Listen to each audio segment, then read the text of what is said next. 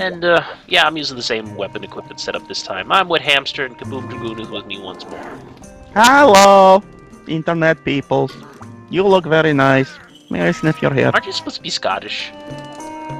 I am? Shit, that is the worst cover story ever. I mean, oh, bollocks, now I'm gonna have to kill you all. Well, could you do it once I'm done with the Let's Play at the very least? Yeah, it's punishment enough. Yeah, well, not really, because at least this is a good game for once. I say for once. That's true. I say for once when the only bad game I've Let's Played is the third birthday, and that was the first one I'd done, so, yeah. Yeah, but that's enough for most people, let's be honest. Well, unless you're a masochist like me. Yeah, I don't even know how you managed to con me into talking over these games. Because it's actually a very good game to begin with, so there's no suffering involved. I'll give you that one, I suppose. The only suffering there is involved is us talking about random things and just enjoying having a geeky conversation, I guess. Let's be honest, it's more interesting than, yep, and this is a monster with a... well, he's got a beak. I have a hammer. I can see this going well. Jumping! Lots of jumping. And no, not interesting. I mean, it is interesting, like, the first time you fight the monster. It's completely new and unique, because you'll have lots of things to say about the monster, maybe some background information, but, like, when you get to the higher rank and you're fighting everything again, there's not very many new monsters. And when you do finally get to a new monster, oh, it's all of a sudden it's really exciting to talk about the monsters again, because it's a new monster. Yeah, and I'm pretty sure most of the folks at home watching, they know the game like the back of their hand. They just want to see me fail, let's face it. Yeah, punching things in the face with hammers. Or in my case, punching the air. Oh, you know, that air's a douchebag. Yeah. Damn air. You I make it saw hard for Mark us people men to to their ask the death in breeze. Korea. Ugh, horribly breathe. Funny thing, funny thing about Let's Plays, though. I say I've only done the third birthday and currently Monster Hunter for the people who are listening to, you know, dating my videos. Yeah, I shouldn't be doing that, but Well, it's not like anyone else will date you. I'm sorry. Actually, that was a pretty good one. That is admittedly that's admittedly good zinger. I'm sorry. I'll just leave now. But no, funny I should say that, but in reality, I've actually been sort of Let's Playing for years and years and years and years. As in, I went to like a activity club thing for youths or whatever, like a youth club, if whatever you want to call it. And right when the PS1 just came out and it was brand new, this place decided, oh yeah, we'll get some PS1s, you know, expand and give the kids some extra activities to do other than planned events, crafts, and just general hanging out and their discotheque or whatever. But you know, expand their repertoire. And so everybody was apparently very horrible playing games because I was a nerd. I had the Nintendo, the Super Nintendo, and all kinds of consoles, and played PC games, so I knew how to play video games. So I had the, and this is really annoying for my Asperger's syndrome, but I had gathered a following. Basically, they had a system set up. Like you could have half an hour slot every day, and so you'd write yourself, okay, half an hour, and then like. Basically, people would quickly figure out that, oh, I can actually win these games. So they would do, like, writing their half-an-hour slots after me, and they're like, oh, well, I'll go, okay, it's your turn. No, then they're like, no, it's cool, just keep playing the game. I want to see the ending. So I was usually always playing for an audience of, like, 5, 6, 7 people who'd like, give me all of their time, so I'd be there until they closed playing video games for them. Wow. So I've actually been sort of Let's Playing for a long time in that regard, but nothing as far as recordings go. But that was when I was younger, and after that, then like when I didn't go in there anymore, then it's like there's been a long period where I haven't had an audience or anything like that. Nobody's been watching on my shoulder, going like, "Oh wow, he can actually play and win Crash Bandicoot. How does he do that? He doesn't ever die."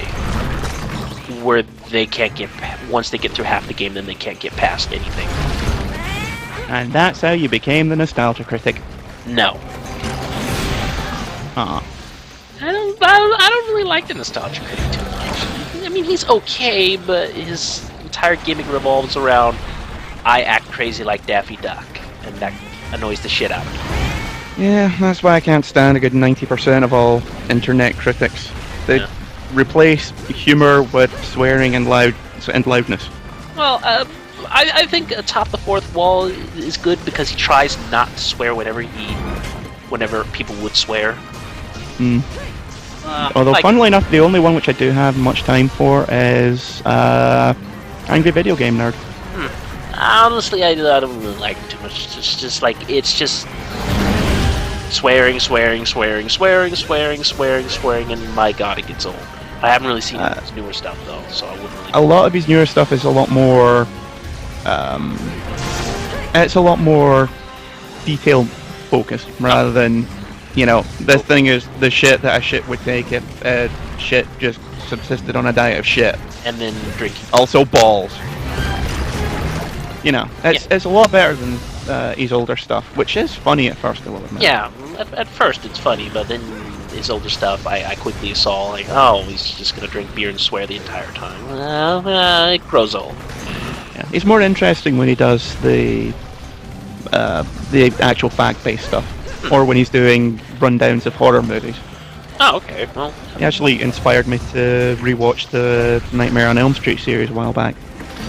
Yeah, some of them are good. I at least do like the villain Freddy Krueger, because I'm like, and this is my reason why Freddy Krueger is so much better than Jason. Me. Yeah, because he actually, because of the setting that he is some sort of like ghost thing that haunts your dreams, he can do whatever the hell he wants. So it gives the writers creative license to do all this really wacky stuff, if you want to call it that. I mean, at his core, Freddy should be, like a nightmarish demigod. Which is really weird because in the second movie, the setup he's got, no one believes that, yes, these kids are being killed in their dreams by some guy who was offed by their parents 20 years ago. He's got carte blanche to do whatever the hell he wants. And yet in the second movie, he thinks, hey, I want to get back into the real world. Why would you want to do that? No! Yeah. I mean, everyone else is going on about how Nightmare on Elm Street 2 has this big gay subtext in it, and I'm like, no, there's big gaping plot hole right there that's completely idiotic. I'm sorry, no, my first duty is to the plot and how stupid it is. Who cares about if the main character might possibly be gay? Yeah. The actor was. I honestly did not really like the second. The first one was really good. I think that is really kind of my favorite one, but maybe that's just me. First one is first and the third are probably the best too. Yeah. I mean, the first one sets everything up, and the third is probably the most purest of the concept. If I can get all snobbish and up my own ass. Yeah. But this is what I like about the Nightmare on Elm Street series, because you have a killer that has creative license to do whatever the hell they want and lets the writers kill him in freakishly bizarre ways, and just the character of Freddy, like he is like a murderer, but yet he's still kind of giddy at the same time or something. There's something about it. Yeah, Nightmare on Elm Street is better the more serious it gets, whereas personally the Friday the 13th series is better the more over the top and wacky it gets.